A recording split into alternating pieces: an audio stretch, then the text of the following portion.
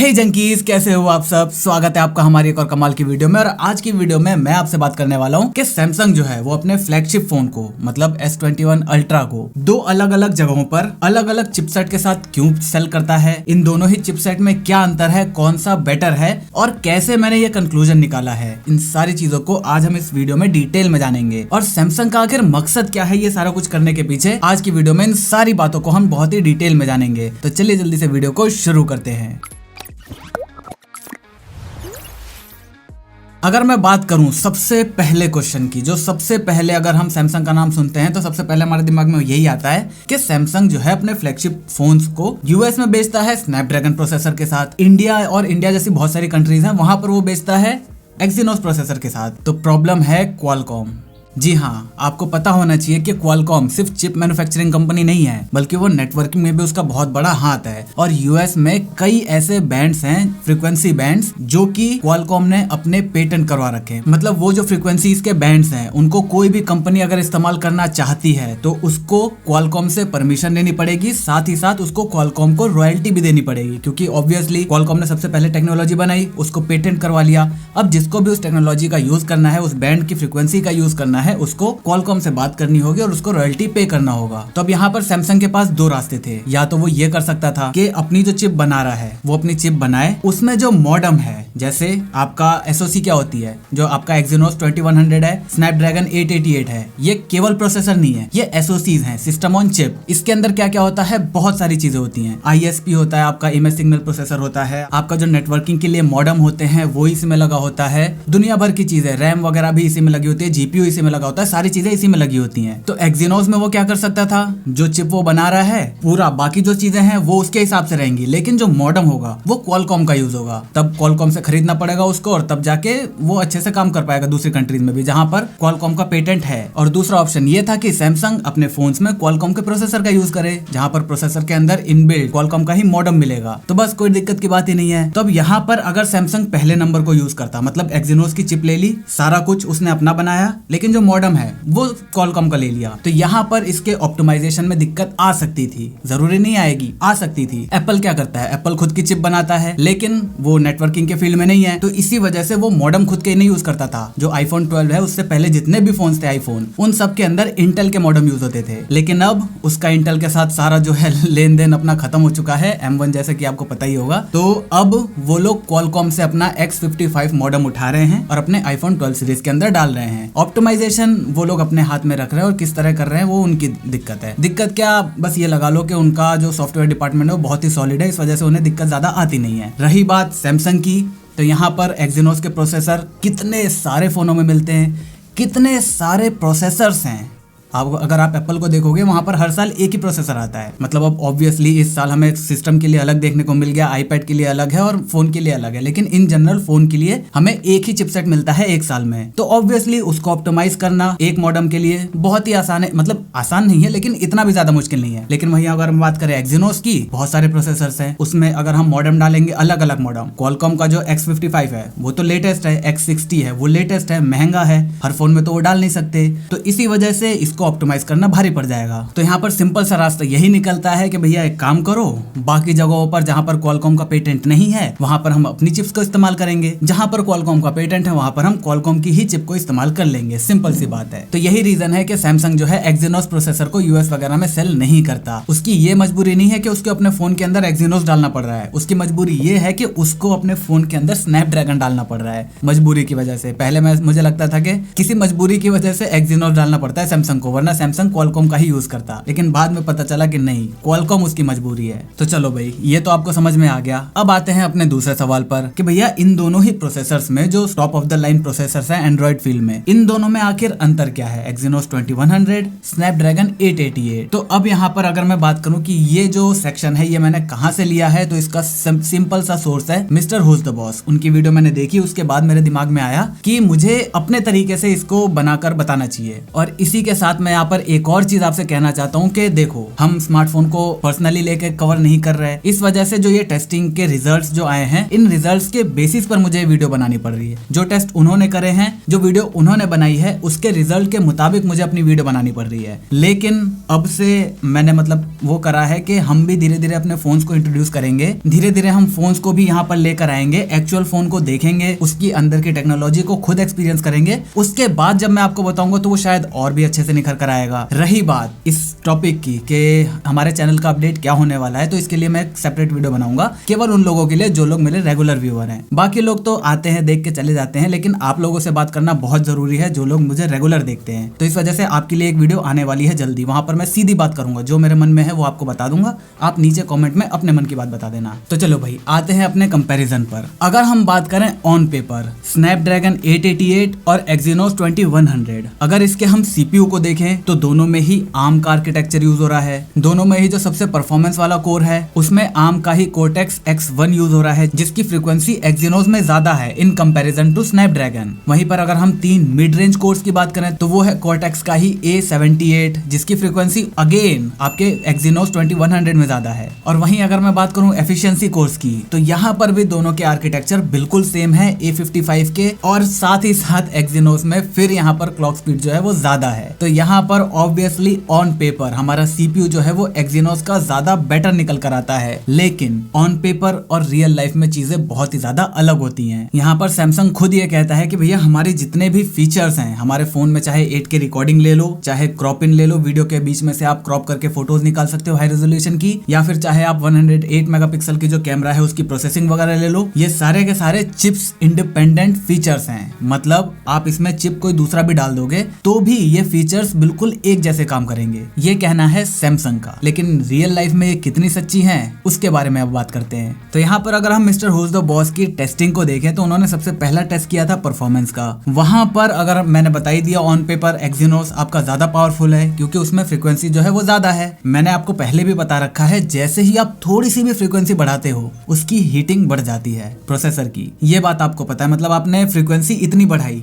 आपका हीट इतना बढ़ जाएगा, ठीक है। और यही प्रॉब्लम हो रही है एक्सिनोस के साथ। अगर हम वैसे देखें तो भी आइडल स्टेज में भी आपका एक्सिनोस का जो टेम्परेचर है वो यहाँ पर ज्यादा देखने को मिलता है इन कंपैरिजन टू स्नैपड्रैगन। दूसरी बात, जब भी हम इस पर स्ट्रेस डालते हैं ऑब्वियसली ये तेज चलेगा एक्सिनोस का, तो वो हीट भी ज्यादा होगा। इसकी वजह से यहाँ पर आपको थर्मल थ्रॉटलिंग देखने को मिल रही है, और उस थ्रॉटलिंग की वजह से एक्सिनोस जो है उसकी परफॉर्मेंस इन जनरल अगर हम वैसे देखें ना बिल्कुल स्टार्टिंग के टेस्ट में, तो वहां पर आपको 3% का डिफरेंस देखने को मिलता है। इवन जो इंडिया एक्सिनोस मिल रहा है इंडिया में, वो आपको महंगा मिलता है इन कंपेरिजन टू स्नैपड्रैगन, फिर भी आपको यहाँ पर इंडिया में परफॉर्मेंस जो है वो 3% कम देखने को मिलती है। ये एवरेज है, ये नहीं एक बार का है, एवरेज है। लेकिन असली बात आती है जब हम इस सीपीयू पर स्ट्रेस डालते हैं। जैसे जैसे हम स्ट्रेस डालेंगे वैसे वैसे हीट और ज्यादा बढ़ेगी, वैसे वैसे आपका परफॉर्मेंस जो है वो और ज्यादा घटेगा। यहाँ पर घटा दोनों का है, लेकिन जब एक बार फुल्ली स्ट्रेस इस पर डाल दिया गया, लगातार इस पर बार बार टेस्टिंग करी गई,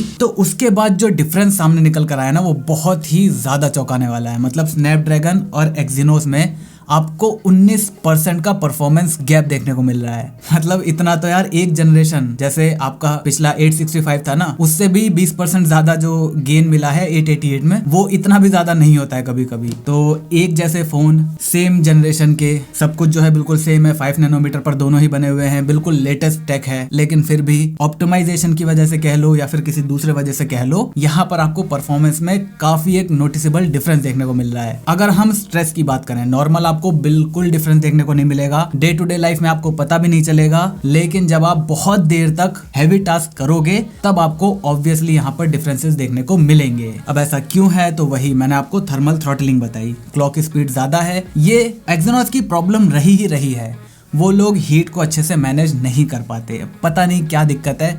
सैमसंग जब दूसरों के लिए बनाता है तो प्रोसेसर काफी ठीक बना देता है, लेकिन खुद के जब एक्सिनोस के प्रोसेसर बनाता है तो उसमें हीटिंग इशू आती ही आती है। इसका मैं आपको इंडिया में बताऊं क्या आपको डिफरेंस देखने को मिलेगा। जैसे आप धूप में, गर्मियों के टाइम में धूप में बाहर जाते हो, अब वहां पर 4K में 60 FPS में वीडियो रिकॉर्डिंग करते हो ना, तो मैं लिख के दे सकता हूँ आपको कि आप जो एक्सिनोस का प्रोसेसर है उसमें आप 20 से 25 मिनट ही रिकॉर्डिंग कर पाओगे, वहीं पर आप स्नैपड्रैगन के प्रोसेसर से मेरे हिसाब से तो 30, 35, 40 मिनट की रिकॉर्डिंग आराम से कर लोगे 4K 60 FPS में। कड़ी धूप और गर्मी में बात कर रहा हूँ मैं। इससे आपके CPU पर बहुत ज्यादा स्ट्रेस पड़ता है। आप लगातार सुबह से शाम तक गेमिंग करोगे तो आपको जो ड्रॉप मिलेगा एक्सिनोस में फ्रेम ड्रॉप ज्यादा मिलेगा इन कंपैरिजन टू स्नैपड्रैगन। तो ये सारी डिफरेंस आपको इन दोनों ही प्रोसेसर वाले फोन में देखने को मिलेंगी रियल लाइफ में। अब अगर हम बात करें कैमरा टेस्ट की, तो मैंने आपको पहले ही बताया जो SoC है वो सिस्टम ऑन चिप है, उसके अंदर बहुत सारी चीजें हैं। उसी के अंदर आ जाती है ISP। आपका जो स्नैपड्रैगन है उसके अंदर जो ISP इमेज सिग्नल प्रोसेसर है वो अलग है। एक्सिनोस में सैमसंग का खुद का है। तो यहाँ पर मिस्टर हुज द बॉस के टेस्ट में हमें देखने को मिला कि एक्सिनोस का जो ISP है वो कहीं ना कहीं स्नैपड्रैगन के ISP से पीछे रह जाता है। मतलब यहाँ पर आपको सेम लेंसेज देखने को मिलते हैं, सेम कैमरा सेंसर्स हैं, सब कुछ सेम है, लेकिन जो प्रोसेसिंग है वो अलग है। इसी वजह से आपकी जो फोटो निकल कर आती है वो भी अलग निकल कर आती है। जैसे फॉर एग्जांपल हमारा S21 अल्ट्रा में 10x का मैक्सिमम जूम है, वहां पर ऑप्टिकल जूम रहता है, कोई भी क्वालिटी का लॉस नहीं होगा। लेकिन जैसे ही हम 10x से ऊपर जाएंगे क्वालिटी लॉस होना शुरू हो जाएगी। वहां पर क्या काम आएगा आपका ISP, वो उस जो क्वालिटी लॉस हो रही है उसको ठीक करेगा। AI की मदद से करे या फिर दूसरी जो एल्गोरिथम्स वगैरह हैं उनकी मदद से करे, जैसे भी उसको करना है वो ठीक करेगा। जितनी ज्यादा आप जूम करते जाओगे उतनी क्वालिटी को वो ठीक करने की कोशिश करता रहेगा, क्योंकि क्वालिटी लॉस होगी वहां पर। तो अगर हम यहाँ पर इस 30x वाली फोटो को देखें तो आप यहाँ पर क्लियरली डिफरेंस बता सकते हो कि ये वाली फोटो आपको ज्यादा बेहतर देखने को मिल रही है इन कंपैरिजन टू इसके। और ये डिफरेंस ऑब्वियसली ISP की वजह से ही आ रहा है। और ये कोई छोटा मोटा डिफरेंस नहीं है जो आप बहुत ही ध्यान से देखोगे तभी आपको दिखेगा। यहाँ पर आपको क्लियरली डिफरेंस देखने को मिल रहा है। और यहाँ पर अगर हम इमेज प्रीव्यू की भी बात करें, मतलब इमेज को लेने से पहले जो आपके मतलब डिस्प्ले पे दिखता है, वो जो क्लिक होने से पहले जो आपको डिस्प्ले पर दिख रहा है, जो प्रोसेसिंग हो रही है उसमें भी, वो भी आपको स्नैपड्रैगन में ज्यादा अच्छी देखने को मिल रही है। अब इन सबका रीजन क्या है? तो मेरे हिसाब से इन सब का रीजन है ऑप्टिमाइजेशन। देखो, आपका जो बेसिक एंड्रॉइड लिखा जाता है वो कहीं ना कहीं इस तरीके से लिखा जा रहा है, या फिर आपका जो स्नैपड्रैगन है उसने इस चीज को डिकोड कर लिया है कि जो मतलब एंड्रॉइड लिखा जा रहा है उसके हिसाब से वो लोग चिप बना रहे हैं। वो लोग अच्छे से ऑप्टिमाइज कर पा रहे हैं बेसिक जो कोड है उसके मुताबिक। अगर यहाँ पर सैमसंग खुद का मतलब जो UI है, वो सिर्फ UI नहीं, खुद का जो OS है वो लिखता, तो ऑब्वियसली आपको एक्सिनोस का एक बहुत ही अलग लेवल का परफॉर्मेंस देखने को मिलता। लेकिन क्योंकि यहाँ पर थर्ड कंपनी आ जाती है, गूगल आ जाती है, वो एक कोड लिखती है जो कि एंड्रॉइड है। सैमसंग अपना भले ही सारी चीजें बना रहा है, लेकिन वो जो प्रोसेसर है वो काम तो किसी दूसरे के साथ करेगा ना, एंड्रॉइड के साथ करेगा। तो यहाँ पर जो है उसका खुद का बनाना इतना ज्यादा बेनिफिशियल नहीं हो पा रहा। और जो क्वालकॉम है वो थोड़ा सा ज्यादा अच्छे से काम कर ले रहा है शायद जो बेस है एंड्रॉइड का उसके साथ। वहीं पर अगर हम UI को ऐड कर देते हैं तो वो थोड़ा सा और उस पर बल्क डाल देता है। तो इस वजह से जो ये परफॉर्मेंस गैप है हमें शायद मेरे हिसाब से हमें इसी वजह से देखने को मिल रही है। दूसरा यहाँ पर मैं एक और बात क्लियर कर देना चाहता हूँ कि ऑप्टिमाइजेशन जितनी आसानी से हम यूट्यूबर्स कह देते हैं ना कि इसको अच्छे से ऑप्टिमाइज नहीं करा गया है या फिर ये अच्छे से ऑप्टिमाइज नहीं हो पाया है, तो ये ऑप्टिमाइजेशन इतना आसान काम बिल्कुल भी नहीं है। यहाँ पर आपको टाइम चाहिए, बहुत ही ज्यादा टाइम चाहिए। दूसरा, आपको स्किल्ड लेबर चाहिए। अगर आपके पास प्रॉपर बंदे नहीं है, दिमाग वाले बंदे नहीं है, भले ही आप सैलरी कितनी भी पे कर रहे हो उन्हें, अगर उनके पास दिमाग नहीं है, अपने काम में उन्हें मजा नहीं आता, तो मोस्ट प्रोबेबली वो लोग उतना अच्छा आउटपुट आपको नहीं दे पाएंगे जितना आपको रिक्वायरमेंट है। और इसी वजह से ऑप्टिमाइजेशन एक बहुत ही बड़ी दिक्कत वाली बात है। मैंने आपको रैम वाले में भी बताया है ना कि रैम आजकल ज्यादा क्यों देखने को मिल रही है, क्योंकि लोग ऑप्टिमाइज नहीं करना चाहते। ऑप्टिमाइज करने से अच्छा है, मतलब कम रैम देंगे तो उसको ऑप्टिमाइज करना पड़ेगा, इससे अच्छा क्या है ज्यादा रैम दे दो, ज्यादा जगह है वो अपने आप ही अपना देख लेगा जैसा भी है। तो ऑप्टिमाइजेशन जितने आसानी से हम कह देते हैं उतनी आसान नहीं होती है। अब यहाँ पर हमने बुरी बुरी बातें तो बहुत कह दी एक्सिनोस के बारे में, लेकिन आपकी जो ओवर हीटिंग के बावजूद भी जो मिस्टर हुज द बॉस के टेस्ट में ही उसी के रिजल्ट से हम बता सकते हैं। अपना तो कोई टेस्ट करा नहीं है हमने, हमारे पास है ही नहीं अभी सॉल्यूशन, धीरे धीरे आ जाएगा, टेंशन लेने की बात नहीं है। तो यहाँ पर बैटरी टेस्ट में ये पता चला कि हीट होने के बावजूद भी एक्सिनोस में आपको थोड़ी सी अच्छी ही बैटरी परफॉर्मेंस देखने को मिली है, इतनी ज्यादा भी नहीं, लेकिन हाँ जैसा कि वो हीट हो रहा है उसके बावजूद भी वो अच्छी परफॉर्मेंस दे रहा है, तो हाँ ये काबिले तारीफ वाली बात है। वहीं पर दूसरे अगर हम बात करें पैटर्न रिकॉग्निशन की, मतलब जैसे आप रोज कोई काम करते हो, आपने दिन में आपको मान लो कि आप फ्लिपकार्ट पे रोज शॉपिंग करते हो, आप शाम को रोज फोटो वगैरह खींचते हो, आप सुबह वर्कआउट वगैरह करते हो, तो ये जो आप रेगुलर पैटर्न में चीजें करते हो ना, इसको एक्सिनोस का प्रोसेसर ज्यादा अच्छे से हैंडल करता है। वो आपको ज्यादा अच्छे से सजेशंस देगा, आपके एप्स के जो मतलब सजेशन है, आपके वर्कआउट के लिए सजेशन है, दूसरे जितने भी एआई वाली चीजें हैं ना, वो यहाँ पर एक्सिनोस का प्रोसेसर ज्यादा अच्छा कर रहा है। अब रियल लाइफ में इसका आपको क्या इम्पैक्ट देखने को मिलेगा? बहुत ज्यादा नहीं, लेकिन फिर भी जो अब मतलब इतने हाई एंड प्रोसेसर्स हैं तो इनको बिल्कुल अंदर तक घुस के टेस्ट करना पड़ेगा ना, तो वही यहाँ पर किया गया है। रियल लाइफ में आपको इतना डिफरेंस देखने को नहीं मिलेगा। अब अगर मैं बात करूं कंक्लूजन की, तो कंक्लूजन यही है कि एक्सिनोस का प्रोसेसर लो, खुश रहो।